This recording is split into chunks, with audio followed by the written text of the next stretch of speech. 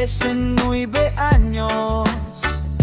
Second year college, nagpadayon sa tuyo. Bisan lisod, usahay ang agian sa dalan.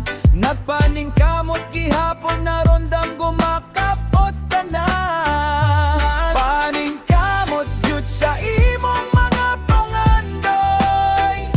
Walay makakuha ana, ikaw ray tagian ining tuyo para sa maayo ug masanag nga ugma. Pag-eskwela't maayo, ayaw gyud pagluya-luya.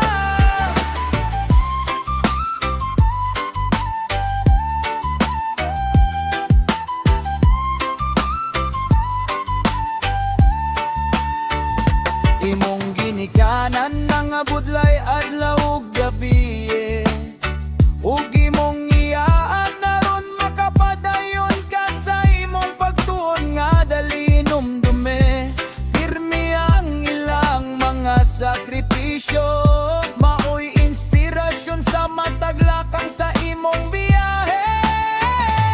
Paningkamot gyud sa imong mga pangandoy.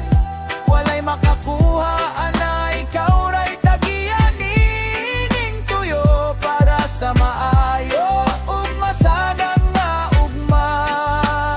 Pag-eskwela't maayo, ayaw gyud pagluya.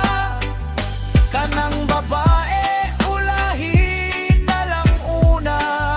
Kayang edukasyon maoy pinaka-importante karon nga yugto sa kinabuhi. Kung naanay trabaho ug lig-on na ang kaugmaon, mas hayag ang dalan padulong sa kalipayog kalampusan. Kung ikaw nasad makatabang sa mitabang nimo, mabayran ng gugma sa ginikanan nga wala ikapareho. Brian Mark Dave, padayon lang sa pagpaningkamot. Kayang maanyong kaon-kaon, nagulat sa imong kahago ug paningkamot. Paningkamot jud sa imong mga pangandoy.